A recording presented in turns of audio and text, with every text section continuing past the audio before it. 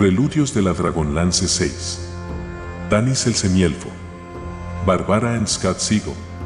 Audiolibro editado por Juan Pablo Flores Montaño. Para El Amo del Calabozo. 2025.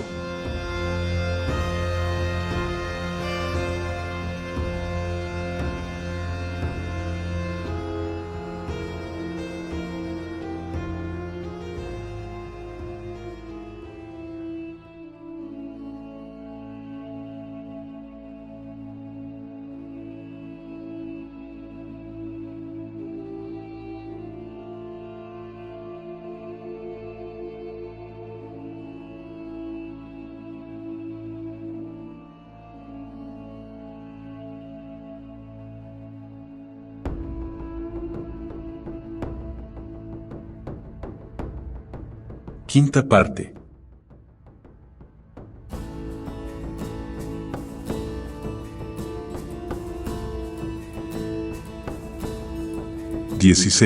Mantener una promesa. Una mujer maravillosa apareció junto a Quispa. La luz trazaba sombras misteriosas en su bello semblante, oculto parcialmente por los rizos del oscuro cabello.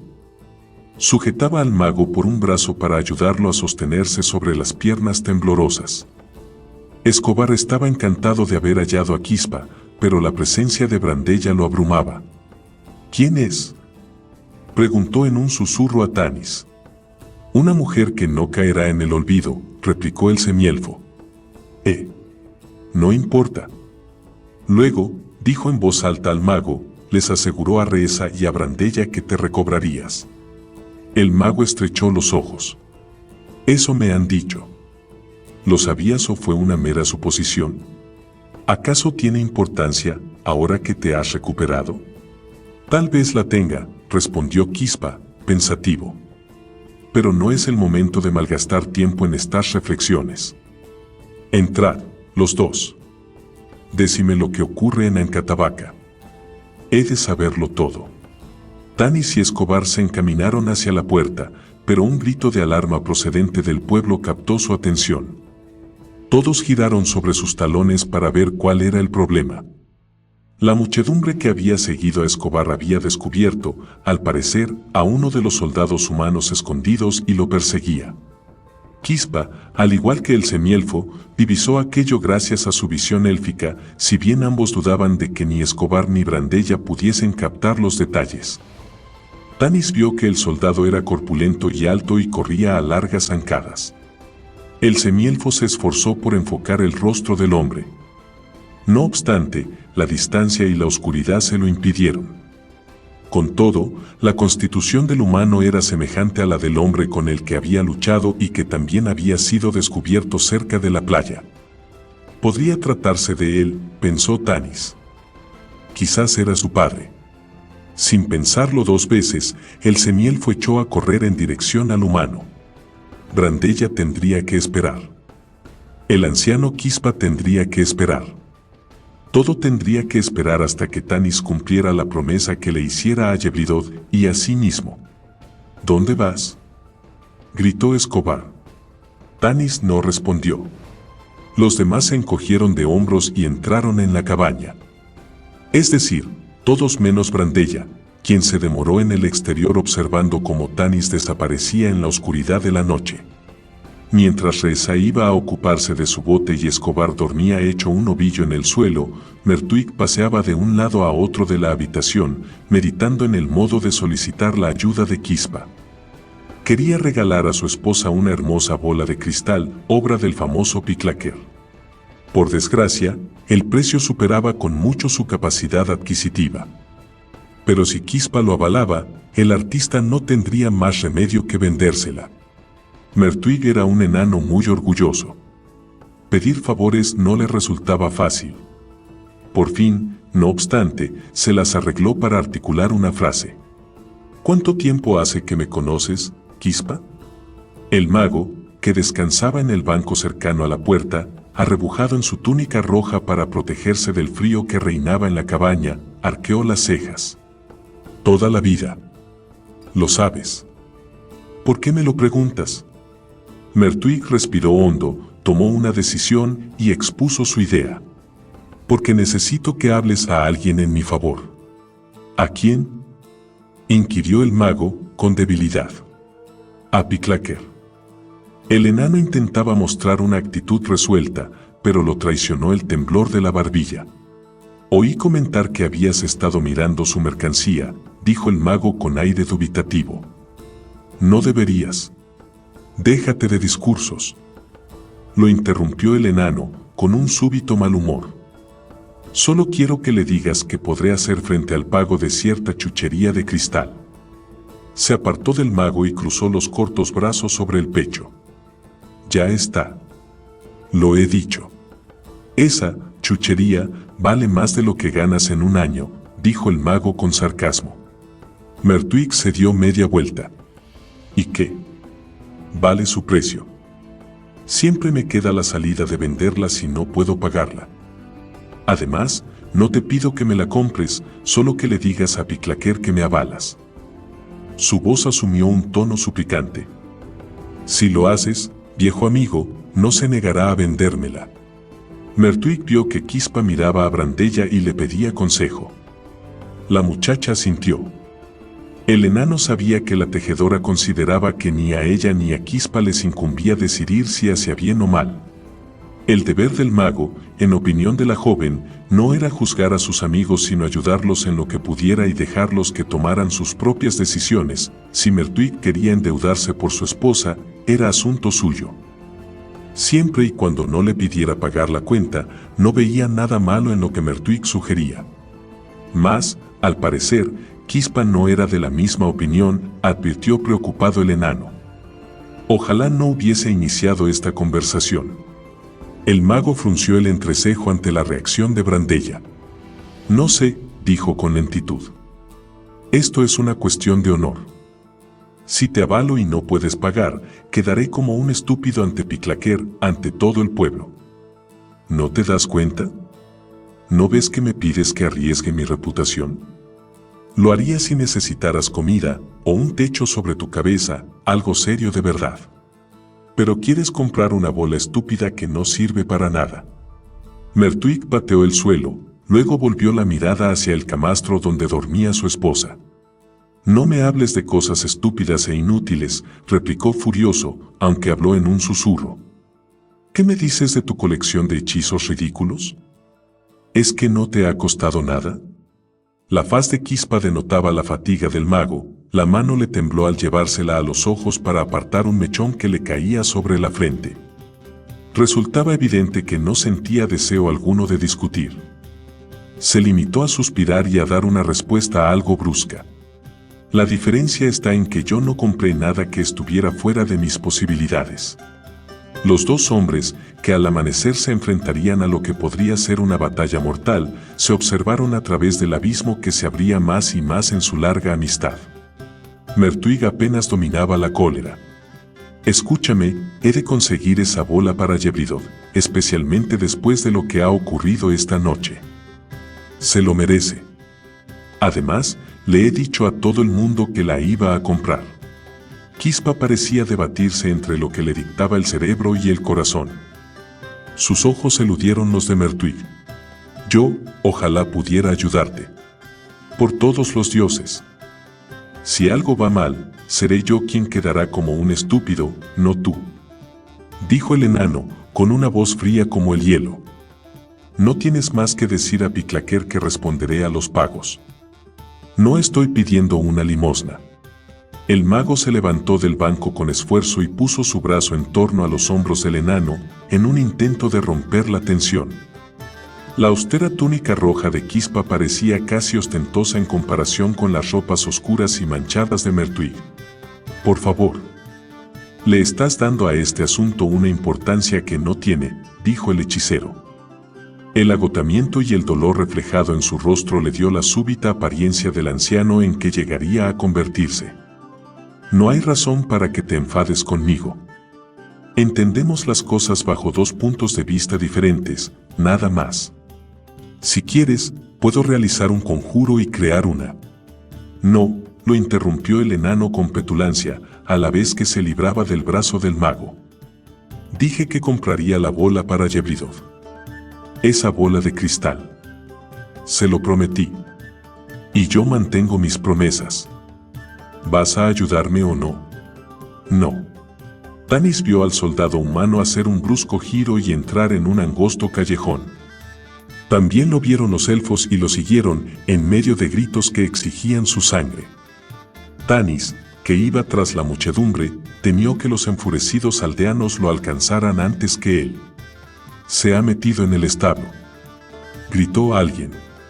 El establo se encontraba justo al lado de la forja y Tanis sabía dónde estaba esta última.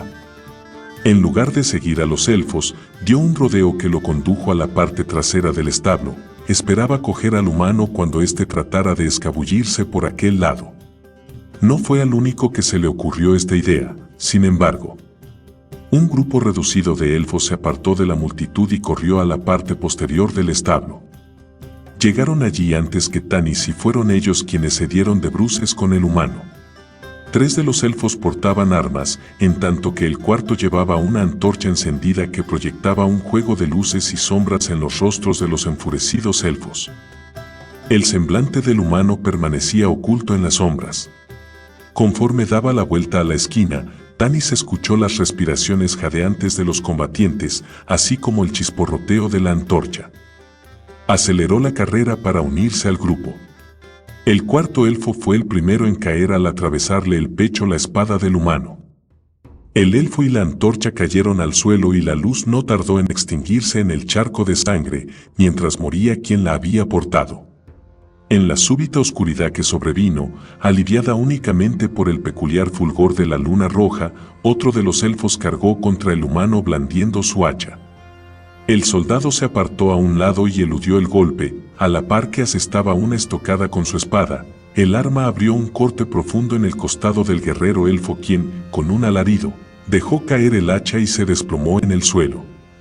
Los 2 elfos restantes se quedaron a la expectativa, esperando sin duda mantener a raya a su oponente hasta que sus compañeros llegaran. Pero el soldado humano se lanzó contra los 2 aldeanos que se interponían en su camino. A despecho de la oscuridad, Tanis vio, gracias a su visión élfica, las anchas espaldas de un humano alto quien, en ese momento, asestaba una estocada a un joven elfo que obviamente no era enemigo para él. Al punto, el inexperto guerrero cayó al suelo con la pierna derecha casi sesgada por un tajo brutal. El contingente principal de elfos había escuchado los ruidos del combate y, a no tardar, acudirían en ayuda de sus compañeros. El humano tuvo que darse cuenta de ello, ya que se aprestó a acabar con el elfo que le obstaculizaba la huida. Mas Tanis estaba allí para detenerlo. El semielfo saltó por el aire y se abalanzó contra el humano en el momento en que la espada del soldado se precipitaba sobre el indefenso aldeano. Tanis le golpeó con los hombros en las pantorrillas y lo derribó. El humano perdió su espada con la fuerza del impacto, los 2 rodaron por tierra. Tras varias volteretas, el humano acabó encima del semielfo y con rápida agilidad plantó las rodillas en los hombros de su oponente a fin de inmovilizarlo, a la vez que alzaba la mano hacia su cinturón, del que sacó un cuchillo de hoja fina y larga. Tanis alzó la vista hacia el hombre que se disponía a matarlo. En el mismo instante, un chorro de sangre salió a borbotones de la boca del humano. La punta de una espada asomó por su garganta, el cuchillo resbaló de los dedos inertes mientras el hombre se desplomaba sobre Tanis, muerto. El joven elfo, a quien Tanis había salvado momentos atrás, estaba de pie junto a ellos, sacó su espada de un tirón del cuello del humano y limpió la hoja, manchada de sangre, en la camisa de su víctima.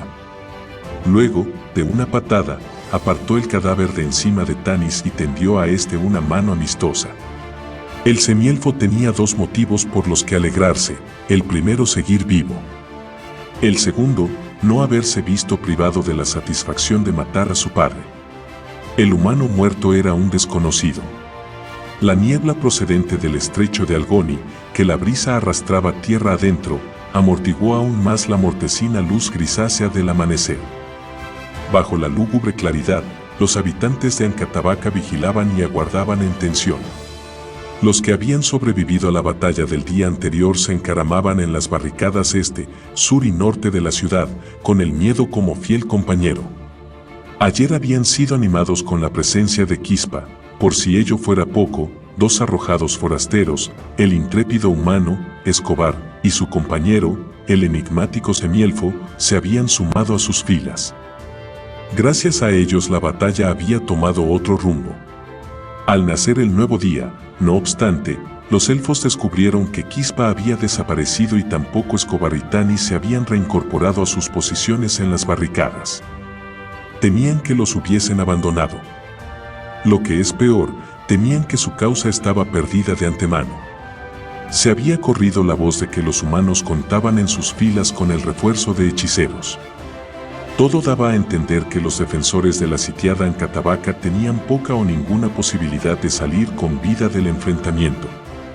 Al parecer, los humanos los arrojarían al estrecho, como prometieran hacer. En su interior, muchos elfos empezaron a considerar la alternativa de coger algún bote de pesca y darse a la fuga antes de que fuera demasiado tarde.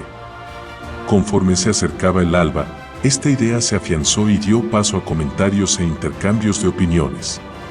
Cuando oyeron que los humanos levantaban el campamento y se preparaban para el ataque, los defensores empezaron a abandonar las barricadas en desbandada, en medio de fuertes discusiones y alguno que otro enfrentamiento a puñetazos. Al principio, unos cuantos elfos del parapeto oriental bajaron a la calle y corrieron hacia el mar, en medio de los gritos y denuestos de quienes se quedaban en la barricada. Muy pronto, no obstante, el ejemplo de los que huían cundió entre las filas defensoras y más elfos tiraron las armas, abandonaron los 3 parapetos y corrieron por la calle principal del pueblo hacia la playa, donde estaban amarrados los botes. A mitad de camino del muelle, sin embargo, se dieron de bruces con un enano, un joven mago y un hombrecillo de aspecto gracioso. El trío se erguía en medio de la calle adoquinada, cortándoles el camino. «No pasaréis», proclamó el hechicero. El enano y el hombrecillo que lo flanqueaban desenfundaron sus espadas en advertencia para aquellos que pensaran desobedecer la orden. No era un batallón de intimidantes soldados lo que se interponía en el camino de los elfos que huían. Solo eran 3 hombres, uno con su magia y los otros 2 con sus armas, los que se enfrentaban a sus vecinos en aquel lóbrego amanecer. El mago estaba débil y su piel tenía un tinte macilento, sus compañeros no parecían guerreros experimentados. Aún así, los elfos se detuvieron. No deshonrarían a su hechicero, ni a su viejo y querido amigo, ni a su héroe, ni a ellos mismos. «Vuelvo a las barricadas», anunció el mago, cuyos ojos azules centelleaban. «No me derrotarán. Protegeré vuestro pueblo, vuestros hogares, vuestro modo de vida. Regreso a mi puesto. Venid conmigo». Antes de que nadie pronunciase una palabra, el hombrecillo de gracioso cabello encrespado y hombros escuálidos se adelantó. «También yo regreso a mi puesto. Vuestra lucha es mi lucha. Hoy, como ayer, vuestro pueblo es mi pueblo. Y hoy, como mañana, mi sangre es vuestra sangre. Regreso a la barricada. Venid conmigo». Terminada su arenga, Escobar sintió un escalofrío. Tal vez, se dijo, debería olvidar las bromas y concentrarse en comportarse como un héroe. Un murmullo de incertidumbre se alzó en la multitud. «Vuelvo a la barricada», dijo por último un elfo enjuto de rostro marchito. Giró sobre sus talones y 2 amigos fueron en pos de él. Ya fuera por vergüenza o por coraje, una creciente columna de aldeanos dio media vuelta y se encaminó hacia las barricadas, con la cabeza bien alta y la esperanza recobrada. Los que habían permanecido en sus puestos para defender el pueblo, aguardaban el ataque de los humanos con el entrecejo fruncido y el gesto adusto cuando, de manera inesperada, se alzó a sus espaldas un bullicio de sonidos entre los que se escuchaban silbidos, vítores y voces entonando una canción. Los desertores regresaban como si fueran un nuevo ejército de refuerzo. Con todo, lo que más levantó los ánimos fue la presencia de Quispa y Escobar que marchaban a la cabeza. El hombrecillo les había prometido que encontraría al mago y lo traería consigo. Había cumplido su palabra. Cuando el hechicero y el héroe del día precedente treparon por fin a la barricada, Ancatabaca no era ya un pueblo dominado por el miedo. mas la batalla aún no había comenzado. 17. Una aparición. La niebla que envolvía la playa era tan espesa que Tanis no sabía si el sol había salido o no. Caminó de regreso hacia la cabaña de Reza en medio del lúgubre amanecer que reflejaba su estado de ánimo. Comprendía que las oportunidades de encontrar a su padre eran más remotas que nunca. Había demasiados humanos y muy poco tiempo. Una vez que se reanudara la batalla, muchos morirían, tal vez, él mismo. Y, cuando uno de los bandos se alzase con la victoria, el otro sería masacrado. Había jurado a Yebridot que se vengaría de su atacante. La vergüenza lo abrumaba, a juzgar por el giro que tomaban los acontecimientos, no cumpliría su promesa. Abatido, remontó las peñas que conducían al hogar de Reza. Estaba muy cerca de la cabaña cuando, con un sobresalto, advirtió que ya no lucían las velas en el interior. ¿Habría ocurrido algo? Corrió hacia la puerta y, llevado por la ansiedad, la abrió de golpe, sin llamar. Brandella alzó la cabeza, sorprendida. La joven estaba sentada junto al camastro y refrescaba la frente de la enana con un paño húmedo. La tejedora se llevó el índice a los labios, indicando a Tanis que guardara silencio. Yebridot dormía. El semielfo asintió con docilidad, a la vez que relajaba los músculos tensos del cuello y los hombros. Echó una ojeada alrededor y comprobó que las dos mujeres eran las únicas que se encontraban en la destartalada cabaña. ¿Dónde fueron los demás?, inquirió con un susurro. Aguarda, articuló en silencio la joven, mientras se incorporaba y se acercaba a él. Cuando llegó a su lado, lo cogió del brazo y lo condujo a la puerta. Caminaron una corta distancia sin hablar, envueltos en la niebla gris mientras deambulaban entre las peñas hasta alcanzar la playa. Se veían el uno al otro, pero poco más. La cabaña semejaba un manchón oscuro que flotaba en la distancia. Quispa, Mertuig y Escobar regresaron a las barricadas, explicó Brandella. Se marcharon no hace mucho. La joven se echó el chal sobre la cabeza, pero la humedad del ambiente mojó los oscuros mechones caídos sobre la frente. ¿Y Reza? Se fue a preparar su barca. Cuando vuelva, se ocupará de cuidar a Yebridot. Brandella lo miró con curiosidad. ¿Y qué me dices de ti? ¿Te quedarás aquí o vas a luchar contra los humanos? Quizá, ni lo uno ni lo otro, respondió con sinceridad. Vine con un propósito. Lo sé, comentó ella. Tanis estrechó los ojos y la cogió por los hombros. ¿Lo sabes? Su reacción dejó perpleja a la joven, que se apartó un poco de él. Sí. Escobar nos lo explicó anoche, después de que te marcharas a todo correr. Dijo que viniste a Ancatabaca en busca de 2 personas. Oh, entiendo. Tanis respiró hondo. Oía el romper de las olas en la distancia, pero el mar quedaba oculto tras el manto gris de la bruma. Volvió a inhalar. La niebla lo sofocaba, o, tal vez, fuera Brandella. Las húmedas volutas de vapor danzaban en torno a su rostro, suavizaban sus rasgos y le conferían un aura que encajaba a la perfección con una mujer que era un recuerdo en la memoria de un anciano moribundo. ¿El humano a quien perseguías era una de las personas a las que viniste a buscar?, preguntó, a la vez que se las ingeniaba para soltarse con delicadeza de Tanis. No. El semielfo no sabía ahora qué hacer con las manos. Por último simuló sentir frío, se sopló los dedos y se las frotó. ¿Por qué corriste entonces tras él?, insistió Brandella. Ya no tiene importancia, dijo abatido. La humedad se le pegaba a sus ropas de cuero. Lejos, en el mar, se oían los gritos de las gaviotas. Creo que a ti te sigue importando, comentó la joven, mientras alargaba la mano y la posaba con suavidad en la mejilla del semielfo. De lo contrario, no estarías tan triste. Su amable gesto no solo lo sorprendió a él, sino a la propia Brandella. Eres muy gentil, dijo con un susurro ronco. Y tú muy valiente. Era una afirmación, no un cumplido. Sus ojos lo miraban con franqueza, no con coquetería. Te vi en la barricada sur ayer. Tenía la esperanza de que sobrevivieras.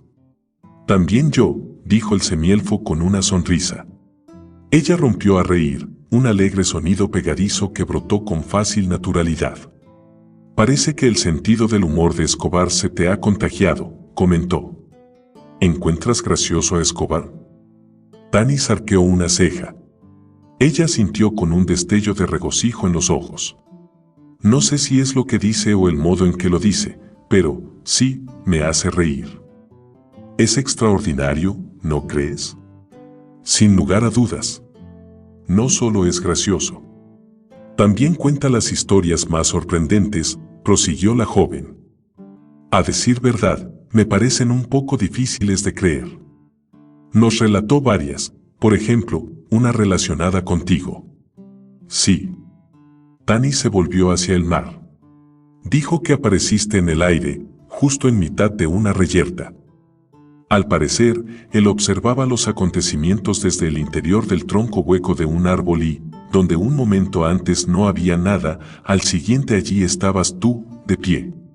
Por el rabillo del ojo Tanis vio que la tejedora lo observaba, atenta a sus reacciones. Intranquilo, removió con la puntera de la bota la arena húmeda. No sabía si se presentaría otra ocasión de poder hablar a solas con Brandella. Si iba a decirle el motivo por el que había venido a Ancatabaca, este era el momento de hacerlo. Sin saberlo, la joven le había facilitado la tarea con sus comentarios. La cuestión era si lograría convencerla de que decía la verdad. Es cierto. Me materialicé en el aire, admitió en voz baja. De manera involuntaria, la tejedora dio un paso atrás a la vez que se llevaba las manos a la garganta. Entonces no eres real. Susurró con los ojos desorbitados. Eres un espejismo, una afición. Tanis echó atrás la cabeza y estalló en carcajadas. Las palabras de Brandella le resultaron tan irónicas que despertaron su hilaridad. ¿Yo irreal?, dijo, entre risas, mientras se apartaba unos pasos de la joven y después se volvía de nuevo a mirarla. ¿Yo una aparición? Oh, cómo me gustaría que me viera Escobar. Piensa que no tengo sentido del humor, añadió con una amplia sonrisa. Si él supiera. Si supiera, ¿qué? Inquirió Brandella, aturdida por el extraño comportamiento de semielfo. Que aquí el único que es real, soy yo. Tú, Yebridot, Quispa, Escobar, Ancatapca, los humanos al otro lado de las barricadas, todos sois imágenes vivientes en la memoria de un viejo mago agonizante. Cuando muera, todos desapareceréis. Esta no es tu vida como la viviste en realidad, es del modo que él la recuerda. Yo soy de carne y hueso. Yo soy el único ser vivo que camina entre los fantasmas del pasado de un hombre. Invocó un hechizo y me envió aquí. ¿Estás loco? No es eso lo que piensas, afirmó Tanis. Sabes que Escobar dijo la verdad. Sabes que vine aquí por una razón. La confusión de la joven empezaba a dar paso a la cólera. Sus pómulos se tiñeron de rojo. ¿Cómo te atreves a decirme, así sin más, que no existo?, protestó. En su furia, el chal se deslizó de su cabeza y dejó libre el hermoso cabello. Tanis contuvo el aliento. De improviso, un sollozo escapó de la garganta de la joven y Tanis sintió un aguijonazo doloroso por obligarla a pasar por un trance tan amargo. No, gritó Brandella, a la vez que se daba media vuelta y echaba a correr entre la niebla.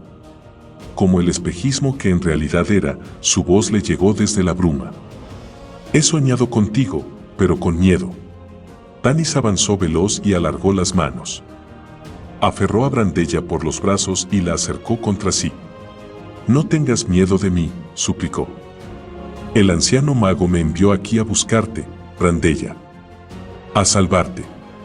Ella se mantuvo firme, la brisa revolvía sus negros rizos. ¿Salvarme de qué? ¿De mi existencia feliz? ¿Del hombre al que amo? Imposible. Me niego a marcharme. Tanis sacudió la cabeza. No lo comprendes. Es el último deseo de Quispa antes de morir. La joven se irguió en un gesto defensivo y retrocedió un paso. Quispa no morirá. Tú mismo lo dijiste. Afirmaste que viviría hasta una edad muy avanzada. En efecto. Así es. Escúchame, por favor. De donde vengo, han transcurrido 98 años desde el día que cuidaste a Quispa en la cabaña de Reza después de la batalla.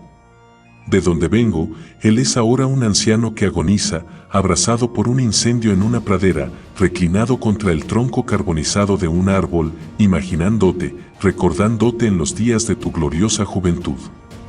Y es él, el viejo mago, el anciano Quispa, quien me ha enviado aquí para sacarte de su memoria antes de que exhale el último aliento. Mentira, exclamó Brandella, con los ojos centelleantes. Es una trampa. Quispa sospechaba que no eras de fiar. Me lo dijo. Ahora veo que has venido para destruirnos. No te lo permitiré. Con gran sorpresa de Tanis, la tejedora sacó una pequeña daga oculta entre los pliegues del chal. Era ágil y Tanis estaba demasiado perplejo para reaccionar. Mas, por fortuna, la joven tropezó en el mismo momento que lanzaba una cuchillada al semielfo. La sangre manó por el corte que le abrió en el costado, sobre la cadera. Antes de que tuviera tiempo de atacarlo de nuevo, Tanis la agarró por la muñeca y apretó hasta obligarla a soltar el arma. «Me haces daño», protestó la joven. «Lo mismo podría decirte».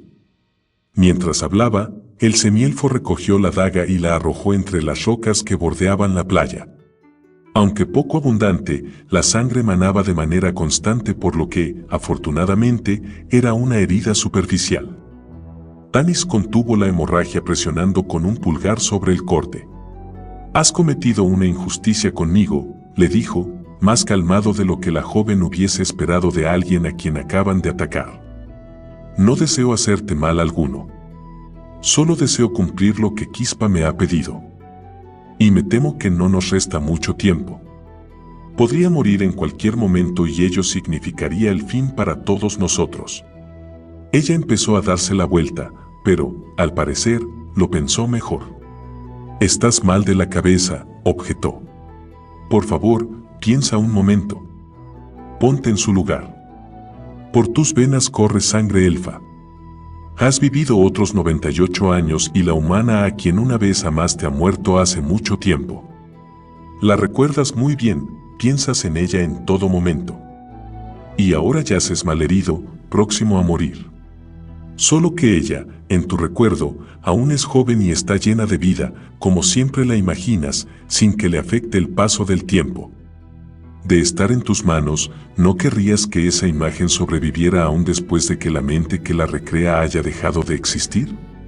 ¿No sería, en el momento de tu muerte, un regalo de amor más sublime de lo que jamás hubieses imaginado?» Brandella no respondió enseguida. Las lágrimas acudieron a sus ojos. «Sí», dijo por último. «Sería un acto de amor sublime». Se enjugó el llanto y recobró la compostura. «Es una idea maravillosa, pero no significa que estés diciendo la verdad. Me pides que abandone al hombre que amo por unas cuantas frases bonitas». «No, Brandella. Por unas cuantas frases bonitas, no. Por amor», susurró, resultándole muy difícil pronunciar las palabras. «Anhelo el ideal que Quispa ha encontrado. Toda mi vida he ansiado poseer lo que, en un tiempo, él compartió contigo. Lo aflige la tristeza por haberlo perdido. Yo jamás lo he tenido y me atormenta la idea de que jamás llegaré a conocerlo». Brandella lo miró con los ojos relucientes. Tanis sacó de un bolsillo interior de la túnica un trozo de tejido de colores desvaídos de los que todavía se advertían matices amarillos, rojos y púrpuras. Se lo tendió a la joven. «Es uno de mis trabajos», dijo, estremecida por un escalofrío. Tanis asintió en silencio. Brandella le dio la vuelta, con las manos temblorosas, su rostro había adquirido un tinte ceniciento. «Es un trozo de la bufanda que estoy tejiendo para Quispa. ¿Cómo es posible que esté en mi casa, sin terminar, y al mismo tiempo lo tenga aquí, viejo y deshilachado? se llevó la mano a los labios temblorosos. Tanis no podía hacer otra cosa que mirarla y compadecerla por el dolor y la confusión que la agobiaban. ¿Te lo dio Quispa?, preguntó al cabo la joven, alzando la vista hacia el semielfo. En muestra de su amor. Brandella desvió la mirada y Tanis comprendió que creía en sus palabras. 18. El ataque. Brandella se apartó de Tanis y regresó a todo correr hacia la cabaña. El semielfo no sabía cómo interpretar su reacción. Su alteración la motivaba la alegría o la desesperación. Dentro de la choza, encontró a Brandella con el arco en la mano y una aljaba de flechas colgada del hombro. Tan pronto como regrese Reza, volveré a las barricadas, anunció la joven con voz baja pero firme. Yeblidot se removió intranquila pero no se despertó. ¿Y el deseo de Quispa?, demandó Tanis desde la puerta. ¿No lo entiendes? Puede morir en cualquier momento. Lo entiendo, sí, replicó enfurecida. Pero no iré contigo. Ahora, no. Es a este Quispa a quien amo, al que está en las barricadas luchando por su pueblo. Es este Quispa quien hizo que yo, una humana, se sintiera en su casa en un pueblo elfo al que quiero como si fuese mío. El rostro de la tejedora mostraba tristeza y cólera a la vez, denotando la lucha interna en la que se debatía. Había cambiado su vestimenta anterior por otros ropajes más acordes para la batalla, unos pantalones marrón claro y un blusón verde oscuro. El atuendo le confería un aspecto de tranquila de nuevo, la actitud de confianza en sí misma le trajo a Tanis a la memoria a Kitiara. «Compréndeme, Tanis», comenzó la joven con firmeza. Era una simple niña que flotaba entre los restos del naufragio de un barco de esclavos que se fue a pique en el estrecho. Todavía llevaba los grilletes en los tobillos y el peso amenazaba con arrastrarme al fondo, a pesar de estar aferrada a aquel trozo de madera. De no ser porque Quispa tuvo una visión de mí debatiéndome en la tormenta, habría perecido. A pesar del encrespado oleaje salió en una barca en mi busca, para salvarme. La joven apartó los ojos de Tanis, visiblemente turbada por lo que iba a decir a continuación. Al principio, lo quise porque le estaba agradecida. Me trató con amabilidad y se esforzó para que sus amigos elfos y enanos, como Mertuig y Yeblidot, no me rechazaran a causa de mi raza. De nuevo sus pupilas buscaron las de Tanis.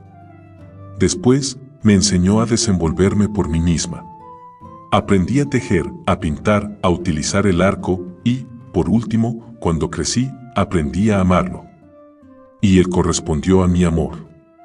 Ahora me pides que lo abandone, prosiguió con un deje de incredulidad en tanto sacudía la cabeza. Que abandone al Quispa que también conozco porque, según tú, es el deseo del viejo Quispa. Pero a este último no lo conozco. Ignoro cómo ha cambiado con el paso de los años. Solo sé que mi Quispa se sentiría muy dolido si lo dejase solo ahora. De nuevo sacudió la cabeza en un gesto de disconformidad. Escúchame, agregó. Está débil por haber hechizado tu espada. Jamás lo admitiría, pero tiene miedo por sí mismo y por el pueblo. Si me marcho ahora, le romperé el corazón. ¿Sería digna del amor del Quispa del futuro si abandono al Quispa del presente? Tu lealtad es firme y la defiendes con elocuencia, admitió el semielfo en un susurro. Aún así, ni una palabra más. Lo interrumpió con un ademán autoritario. Te acompañaré cuando la batalla haya terminado. No antes. No le fallaré a mi Quispa cuando más me necesita.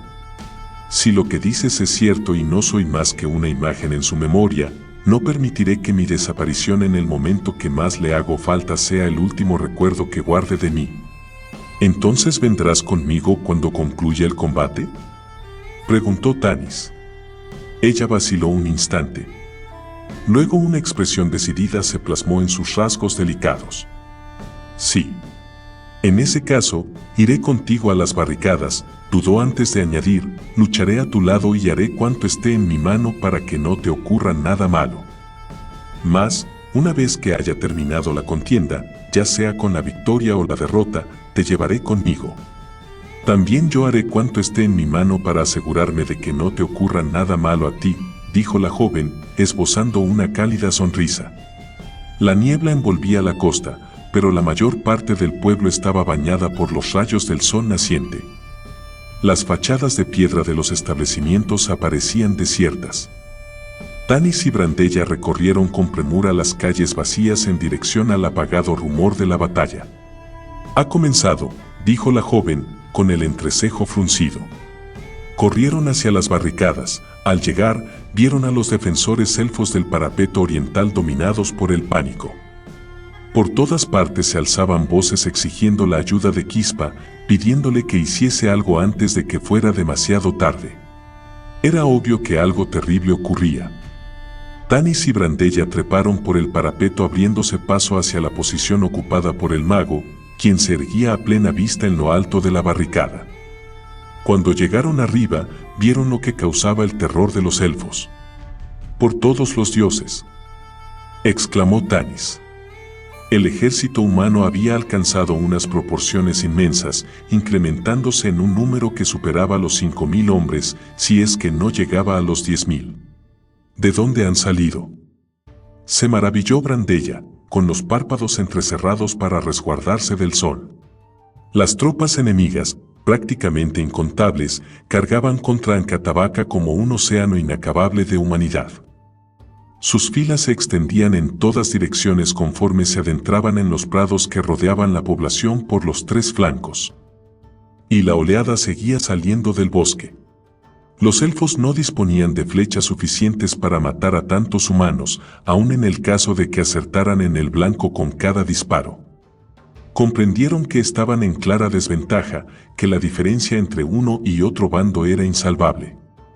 Estaban a punto de ser arrasados por un ejército que los superaba en 30-1, como mínimo.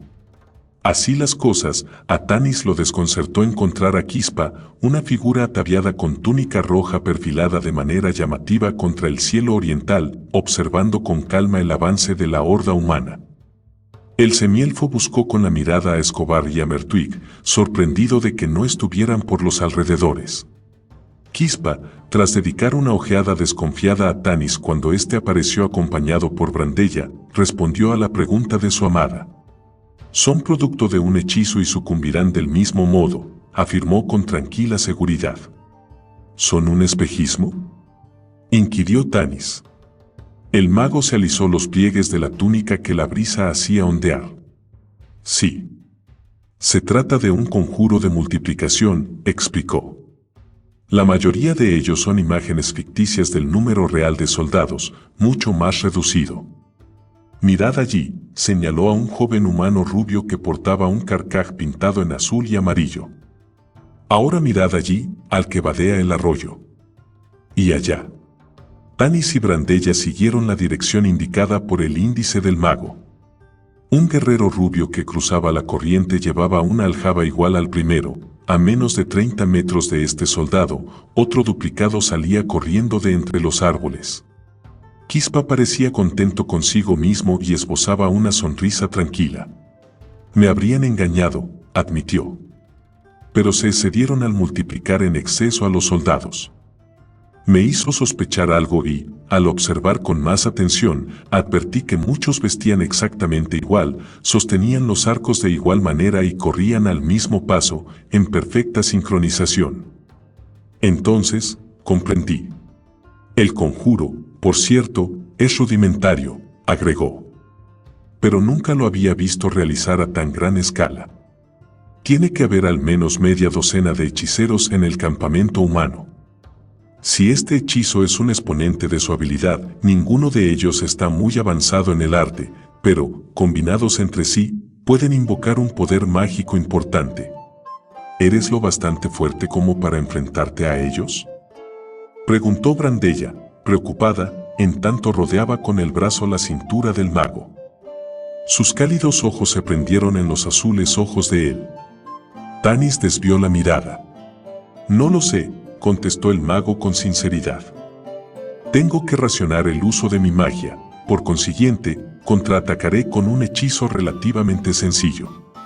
Espero que tengas algo en mente porque, ficticios o no, los tenemos encima, dijo Tanis con un deje de irritación. Si Escobar o Mertwig, cualquiera de los dos, cumplen su tarea, tal vez logremos. Ah, justo a tiempo, exclamó el mago, señalando la parte interior de las puertas de la aldea.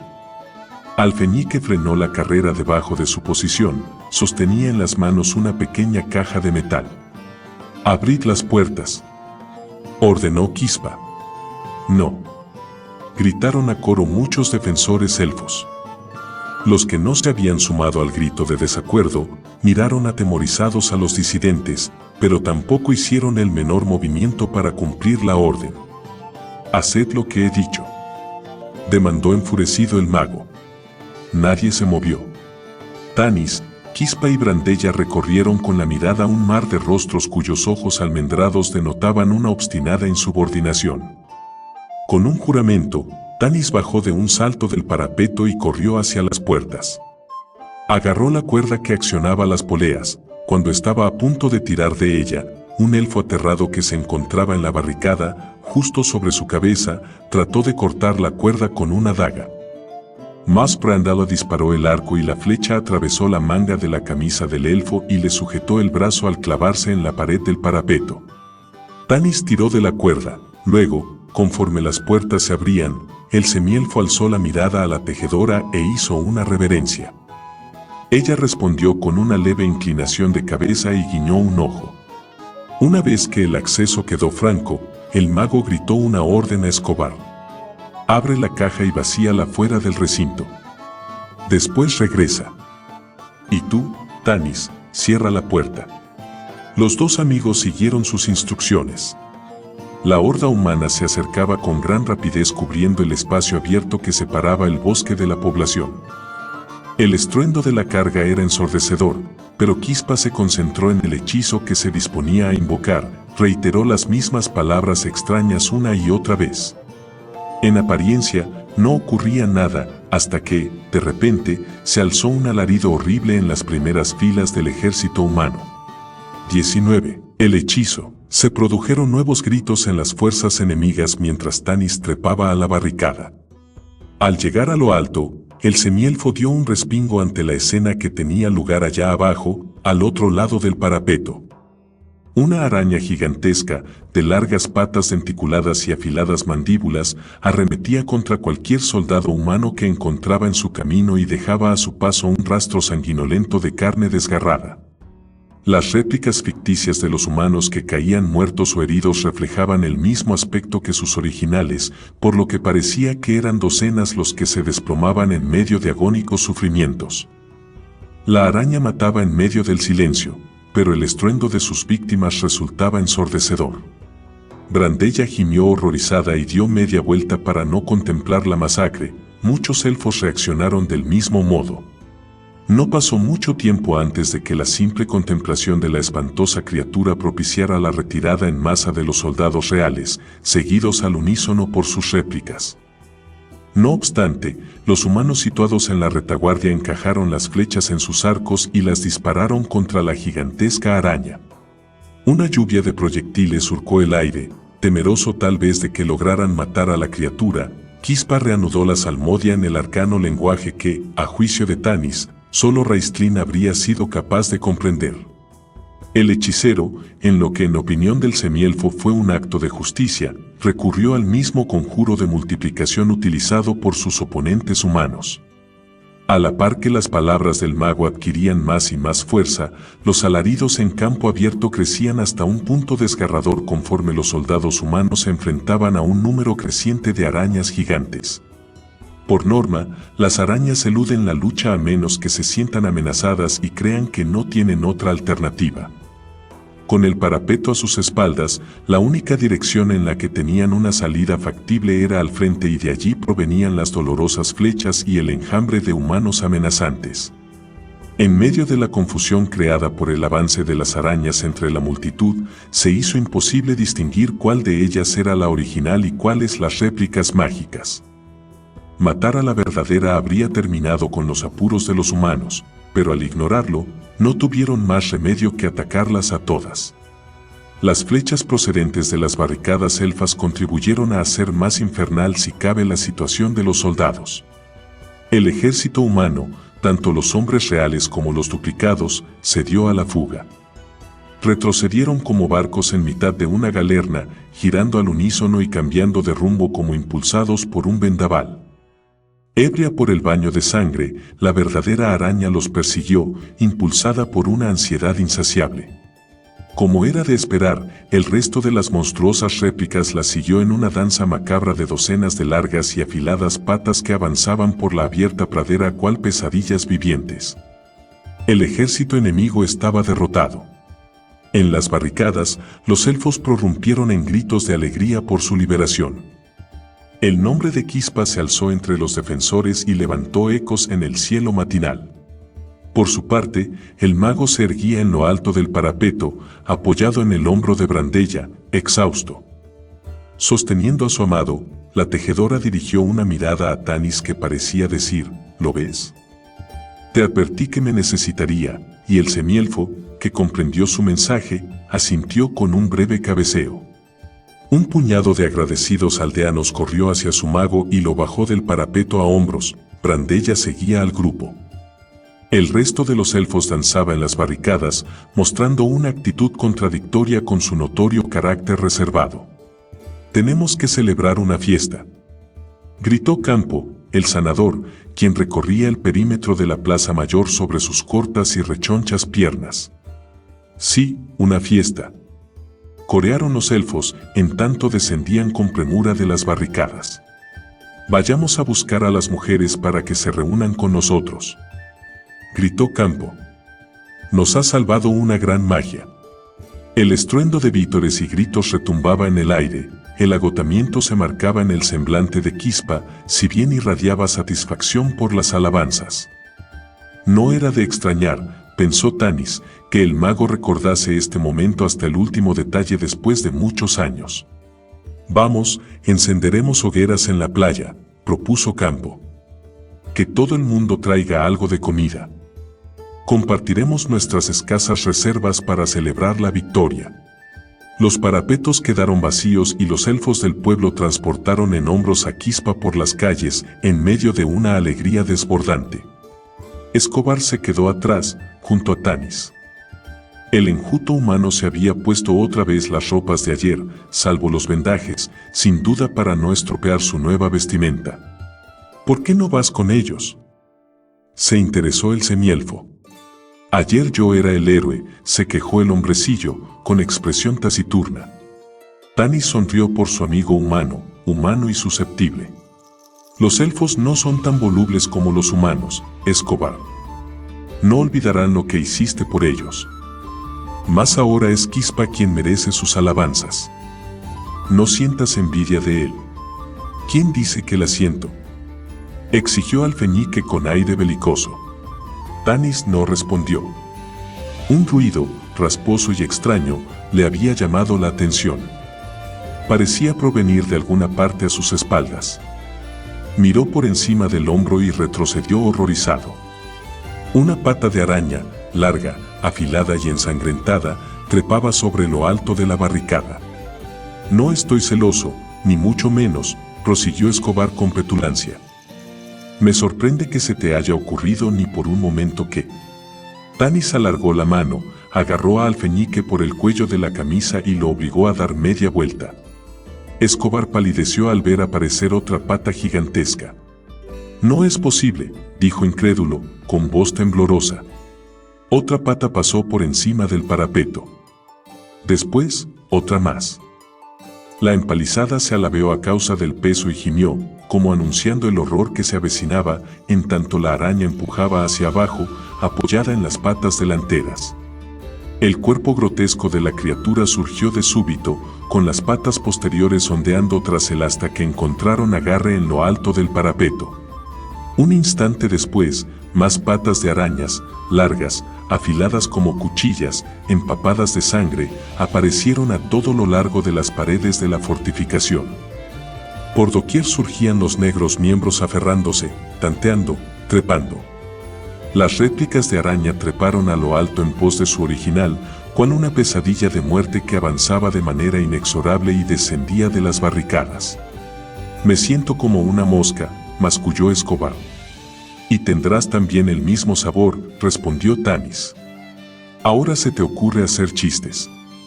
El semielfo desenvainó la espada encantada cuya hoja irradiaba un fulgor rojizo. Escobar hizo otro tanto y sacó su propia arma de la vaina. No. Tanis detuvo al humano antes de que la espada acabara de salir de la funda. Ve a buscar ayuda. Tengo localizada a la verdadera araña y, si consigo mantenerla a raya, las réplicas no seguirán adelante. No puedes luchar solo contra ella, insistió el hombrecillo. A Tanis le conmovió el gesto de Alfeñique, se aprestó a la lucha. Eres un gran hombre, amigo mío. No permitas que nadie te diga lo contrario. Pero me ayudarás mejor haciendo lo que te pido. Ve en busca de Quispa. La araña no esperará mientras nosotros discutimos. Escobar se mostró indeciso. No estoy seguro de que haga bien marchándome. Tanis giró sobre sus talones y apoyó la punta de la espada en la garganta del hombrecillo. ¿Y ahora, lo estás? Sí. Alfeñique parpadeó. Entonces, vete de una vez. El humano obedeció a Tanis y echó a correr tan deprisa como se lo permitían las piernas en la dirección por la que habían desaparecido las gentes del pueblo. La enorme araña, producto de un conjuro, percibió la presencia de la magia de Quispa en el reluciente metal de la espada de Tanis. Aquello era un peligro. La criatura frotó las horrendas patas y un chirrido espeluznante hendió el aire. El semielfo comprendió que se trataba de una llamada a sus réplicas a fin de que formaran un círculo protector a su alrededor. Las arañas ficticias se acercaron a su amo en medio de un revuelo de patas presurosas. Tanis, que intentaba con desesperación no perder de vista a la única araña real en el confuso tropel de estos grotescos gigantes, se lanzó a la carga con la espada enarbolada. Su primer pensamiento, conforme se adentraba en aquella maraña de monstruos, era que estaba cometiendo un suicidio. Las arañas, cuyo tamaño lo sobrepasaban con mucho, se encumbraban sobre él y se preguntó hasta qué punto sería eficaz incluso una espada mágica cuando todo lo que podía atacar eran las patas de las criaturas. Aún así, descargó un golpe contra uno de los miembros del primer monstruo que se interponía en su camino. El acero desgarró un trozo de la pata y por la herida manó un chorro de sangre. El hecho puso de manifiesto que, aun siendo réplicas ficticias, no por ello eran espejismos. Podían morir y matar. De hecho, todos los duplicados sufrieron el mismo daño, la sangre brotó de numerosas patas hendidas. Las heridas despertaron en las criaturas una furia asesina. Aquellas más cercanas a Tanis intentaron golpearlo con sus afiladas patas. Sin embargo, el semielfo disponía de un arma más veloz, más cortante. La reluciente espada, cual una extensión de su propio brazo, se movió veloz como el rayo centelleando primero a la izquierda, luego a la derecha, sesgando pedazos de patas con la misma eficacia que un hacha de leñador. La sangre corrió por la calle como un manantial, mas, para Tanis, no resultó una corriente refrescante. El suelo estaba empapado del caliente y pegajoso líquido que hacía de los adoquines un terreno resbaladizo e inseguro. Tenía que alcanzar una posición más alta, pensó, en tanto se esforzaba por mantener el equilibrio en medio de los arroyos sanguinolentos. A cada paso, propinaba una estocada, y logró mantener a raya a las bestias hasta que llegó a la barricada. Allí era donde aguardaba la araña real, resguardada tras las filas protectoras de su ejército sangrante y diezmado. Ella no sufría las heridas que afectaban a sus réplicas. Tanis se frotó la cara para limpiarse la sangre que casi lo cegaba. El ataque de las criaturas, en apariencia inacabable, no era ya tan agobiante ya que muchas de ellas se alejaban renqueantes sobre las inseguras extremidades.